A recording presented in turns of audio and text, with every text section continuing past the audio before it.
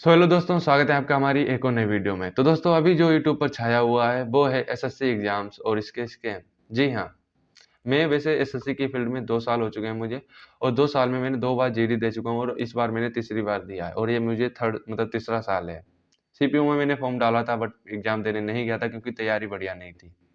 मैं बात उसकी नहीं कर रहा हूँ, बात कर रहा हूँ कि ये सिस्टम कब से मुझे गड़बड़ में लगा, क्योंकि 2024 में जीडी एग्जाम जब मैं दे के आया था, उसमें भी मुझे गड़बड़ी लगी थी। क्यों लगी थी वो भी मैं क्लियर करूंगा आगे। लेकिन अभी जो मुद्दा ये बना हुआ है, जो विवाद चल रहा है, वो सीजीएल टीयर 1 और सीजीएल टीयर 2 से रिलेटेड है। सीजीएल टीयर 1 में जब विवाद हुआ, उसके बाद भर्ती कोर्ट में गई, बच्चे गए, कुछ टीचर्स गए, तब जाके कुछ कट ऑफ एसएससी ने कम की। गलती तब भी अपनी एसएससी ने नहीं मानी, कट ऑफ कम कर दी और बच्चों को मौका दिया सीजीएल टीयर 2 में बैठने का। सीजीएल टीयर 2 अच्छे से हुआ, लेकिन जब आंसर की टेंटेटिव आई तो वहां पर गड़बड़ ही गड़बड़ नजर आ रही है। कैसे बताता हूँ, देखो। एक बच्चा है, 299 मार्क्स ला रहा है, रॉ मार्क्स है, ठीक है। उसे एसओ इन सीएसएस मिल रही है नॉर्मलाइजेशन के बेस पे। अब नॉर्मलाइज्ड स्कोर उसका हुआ जाके 351, मतलब 52 नंबर उसे नॉर्मलाइजेशन में उसके बढ़े हैं। एक बच्चा है जिसके रॉ मार्क्स 320 हैं, उसे कोई छोटी लोअर पोस्ट मिल रही है। 306 310 नंबर वालों को कोई पोस्ट ही नहीं मिल रही है। तो जो डिजर्विंग है या जिसे जो पोस्ट मिलनी चाहिए थी वो नहीं मिल रही है, तो इसे स्कैम नहीं और क्या कहें। सिंपल सी चीज है, एक शिफ्ट में एग्जाम कराओ, बात खत्म। वैसे भी आपके सेंटर कुछ और चुनते हैं और आप सेंटर कहीं और डालते हो। इस बार का मैं जीडी का बता रहा हूँ, बच्चों ने सेंटर अपने नजदीक के चुने और बच्चों के सेंटर नोएडा, दिल्ली, ऐसे ऐसी जगह डाले गए। हमने कभी सेंटर अपना मुरादाबाद चुना ही नहीं, लेकिन मेरा 2 बार मुरादाबाद सेंटर भेजा गया। ऐसा क्यों? मतलब अगर फिल करने के लिए आए कि मुरादाबाद ऑप्शन में है तो मुरादाबाद डालो, वरना जो मैंने चूज किए हैं 3 ऑप्शन, 3 आप फिल करवा रहे हो, तो उन 3 में से एक जगह भेजो। ऐसा क्यों हो रहा है कि आप जो चीज मैंने फिल नहीं की उस जगह पे ही मेरा सेंटर भेज भेज दे रहे हो? तो ये भी एक गड़बड़ ही है, जो बच्चे को परेशान करने के लिए ही शायद की जा रही है, और ऐसा नहीं होना चाहिए मेरे हिसाब से। अभी जो सीजीएल का पूरा सिनेरियो चल रहा है, इसका जब फाइनल आंसर किया आएगा तब और क्रिस्टल क्लियर होंगी चीजें। अभी काफी चीजें क्लियर नहीं है कि एक्चुअल में हुआ क्या, और एसएससी कोई जवाब भी नहीं दे रहा है। अब बात करते हैं हम जीडी की। जीडी 2024 में क्या हुआ था, देखो। जीडी 2024 का एग्जाम हुआ था, कुछ सेंटर्स पर एग्जाम रद्द किया गया था और फिर से एग्जाम कराने की कोशिश, मतलब कराया गया। और ये रद्द क्यों किया गया था? Technical error. अगर आपके पास टेक्निकल चीजें ही सही नहीं है और टेक्निकल एरर हो रहा है, तो आप क्यों एग्जाम करा रहे हो? मत कराओ ना, कोई दूसरी कंपनी को भेजो, उसे टेंडर दो, उससे करवाओ। और हाँ, एग्जाम भी कराया तो कितनी ट्रांसपेरेंसी के साथ हुआ? क्या वो बच्चे सही ही थे?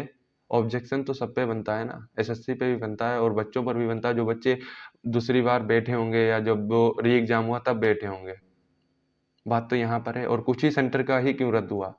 अगर रद्द कर देते तो ओवरऑल रद्द कराते, फिर से लेते एग्जाम।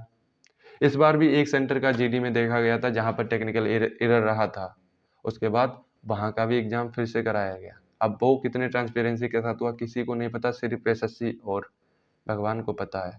और एसएससी इस समय अपने आप को भगवान मान रही है, ऐसा सर कह रहे हैं, हमारे अभिनय सर।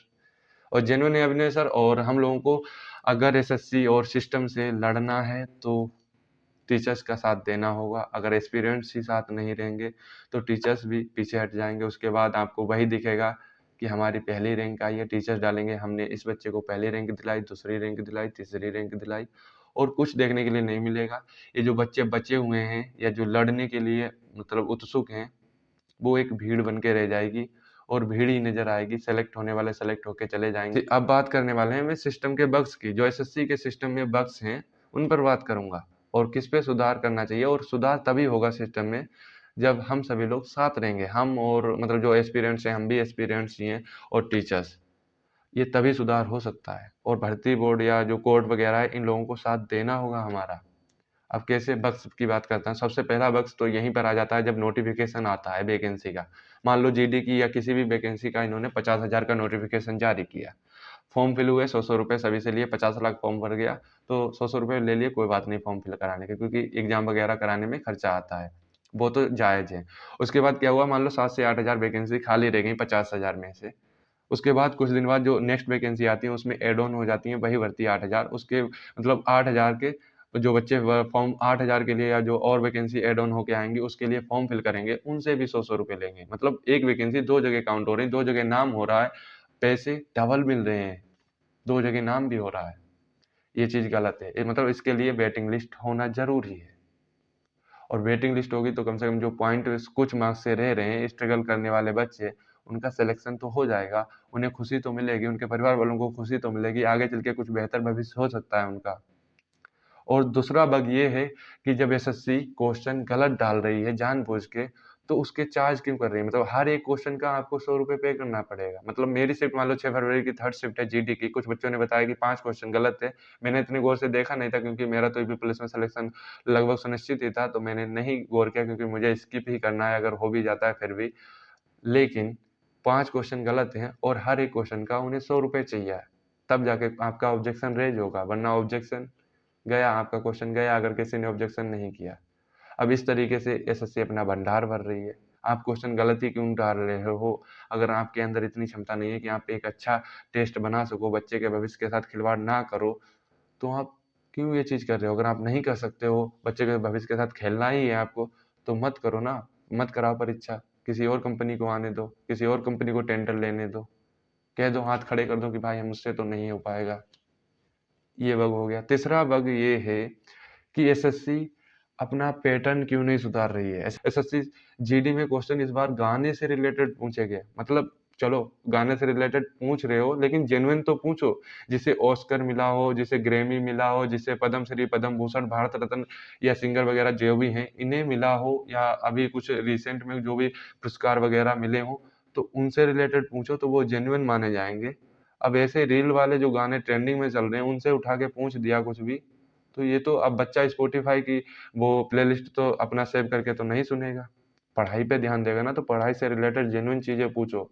अब किसी मतलब गायक को अगर पद्मश्री, पद्म भूषण या भारत रत्न या ग्रैमी या ऑस्कर वगैरह मिला है, तो वो क्वेश्चन पूछोगे तो वो जायज़ माना जाएगा, या आपने किसी ऐसा ऐरे-गैरे सिंगर का किसी का पूछ दिया नाम कि ये गाना किसने गाया, वो जेन्युइन माना जाएगा। तो एसएससी को यहाँ पर सुधार करना चाहिए। अगर नहीं सुधार कर पा रही है, तो वही चीज़ है, हाथ खड़े कर दो कि भाई मुझसे तो नहीं हो रहा, कोई और कंपनी आए।